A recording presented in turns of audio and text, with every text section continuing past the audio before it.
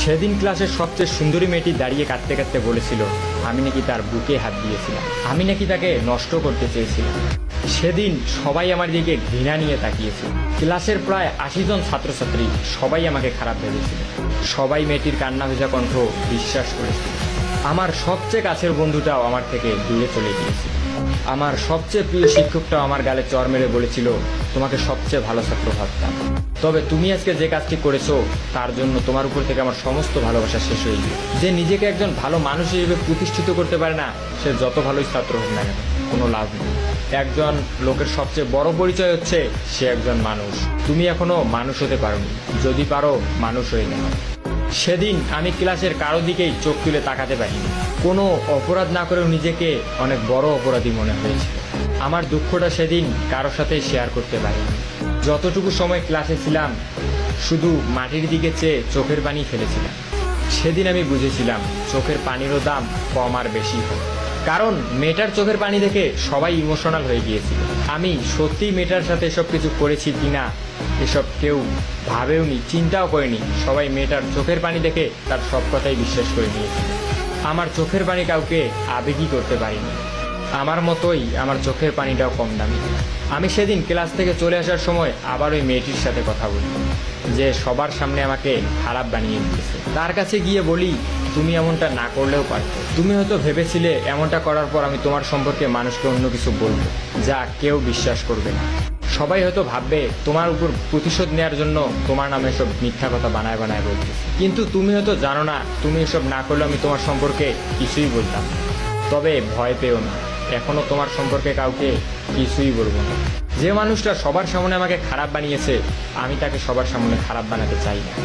College থেকে বাসায় ফেরার পথে যখন দেখলাম সবাই আমার দিকে তাকিয়ে আছে, তখন আমার বুঝতে বেশি একটা অসুবিধা হলো না। আমার খবরটা হয়তো এলাকার সবাই জেনে গিয়েছে, তাই আমার দিকে এভাবে তাকিয়ে আছে। আর এসব খবর তো অলওয়েজ বাতাসের মাধ্যমে ছড়ায়, আমারটা হয়তো সেভাবেই ছড়িয়েছে। যখন বাসার সামনে গেলাম দেখি বাবা আর মা দরজার সামনে দাঁড়িয়ে আছে। এটা হচ্ছে আমার সৎ মা। দেখেই বুঝলাম হয়তো তারা কলেজের খবর জেনে গিয়েছে। তখন আমিও সেটা বুঝতে পেরে আমি বললাম বাবা আমি কিছু করিনি।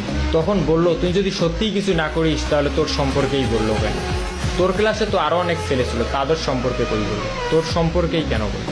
তুই এসব করেছিস জন্যই তোর সম্পর্কে বলেছিস। একটা মেয়ে কখনো তার মান সম্মান নিয়ে মিথ্যা কথা বলবে? মিথ্যা তো তুই বলছিস আমাদের সাথে। সৎমা যখন আমাকে কথাগুলো বললো তখন আমি চুপচাপ দাঁড়িয়েছিলাম, মাটির দিকে তাকিয়ে চোখের পানি অঝরে ফেলছিলাম। কি বলবো কিছুই বুঝতেছি না। কিন্তু হঠাৎ করেই মা বাবাকে যে কথাগুলো বললো এগুলো শোনার জন্য আমি মোটেও প্রস্তুত ছিলাম। মা বাবাকে বলল তোমার এই ধর্ষক ছেলেকে আমাদের বাসায় রাখতে পারবো না। যদি তোমার ধর্ষক ছেলে বাসায় থাকে তাহলে আমি থাকবো না, আর আমি থাকলে ও থাকবে। আমার একটা মেয়েও আছে, আমি আর আমার মেয়ে ওর তো আপন কেউ না। সুযোগ পেলে কি না কি পড়ে বসবে, তুমি ওকে বের করে দাও বাসা। মা যখন বাবাকে কথাগুলো বললো আমার চোখ দিয়ে শুধু পানিই পড়ছে। আমি একসময় ভাবতাম আমার সৎমা হলে একসময় ঠিকই আমাকে আপন করে নেবে। আজ নিজেকে সবচেয়ে অপবিত্র মনে হচ্ছে। লজ্জায় অপমানে আমি আর সেখানে একটি মুহূর্ত দাঁড়িয়ে থাকতে পারি। তাই গন্তব্যহীনভাবে বাসা থেকে বেরিয়ে যে কোনো একদিকে যেতে লাগে। আমার বাবা একটিবারের জন্য আমাকে থাকতে বলিনি। সেদিন মনে হয়েছিল আজ থেকে হয়তো বাবা ছেলের সম্পর্কটা এখানেই শেষ। এটা তবে ভালো মতোই বুঝেছিলাম এ বাড়িতে হয়তো আমার আর কোনোদিনই স্থান হবে না। আমার কাছের মানুষগুলোই আমাকে বুঝতে পারিনি, দূরে ঠেলে দিয়েছে। এখন একজনই আছে শেষ ভরসা। সে মানুষটাকে আমি অনেক বিশ্বাস করি, ভালোবাসি। সেও আমাকে অনেক বিশ্বাস করে, ভালোবাসে। তবে কেন জানি না আজকে অনেক ভয় হচ্ছে। আর সবার মতো কি সেও আমাকে খারাপ ভাববে, আমাকে অবিশ্বাস করবে? অনেক প্রশ্নের উত্তর মনেই থেকে যাচ্ছে। সেই রাতটা নির্ঘুমভাবে সিয়াম নামের এক বন্ধুর বাসায় থেকে পরের দিন দুপুরে খেয়ে আমি চলে যাই আদিবার সাথে দেখা করতে। হ্যাঁ, আমি যেই মানুষটির কথা বলেছিলাম অনেক বিশ্বাস করি, সে আর কেউ নয়, সে হচ্ছে এই আদিবা। কিন্তু আদিবার সঙ্গে দেখা করতে গিয়ে আমি যা দেখলাম তা নিজের চোখে বিশ্বাস করতে পারি। কারণ সে আজ একা আসেনি, তার সাথে একটি মেয়েও এসেছে। তার সাথে যে মেয়েটি এসেছে সেটা আর কেউ নয়, এটা সেই মেয়েটাই যেই মেয়েটা আমাকে ক্লাসে অপমান করেছিল। কিন্তু আমি বুঝতে পারলাম না আদিবার সাথে মেয়েটার কিসের সম্পর্ক। আদিবার কোনো কাজিন নাকি বান্ধবী? আসলে এই পুরো স্টোরিটা আমার এক ফলোয়ার আমাকে টেক্সট করেছিল এবং বলেছিল যাতে আমি এই গল্পটা পড়ে আপনাদের শোনাই। অ্যান্ড গল্পটার সেকেন্ড পার্টও আছে। গল্পটি ভালো লাগলে অবশ্যই আপনার বন্ধুকে মেনশন করুন, চাইলে শেয়ারও করতে পারেন। এই ভিডিওতে 5কে লাইক এবং 500 কমেন্ট হলেই ইনশাল্লাহ দ্বিতীয় পর্ব আসবে।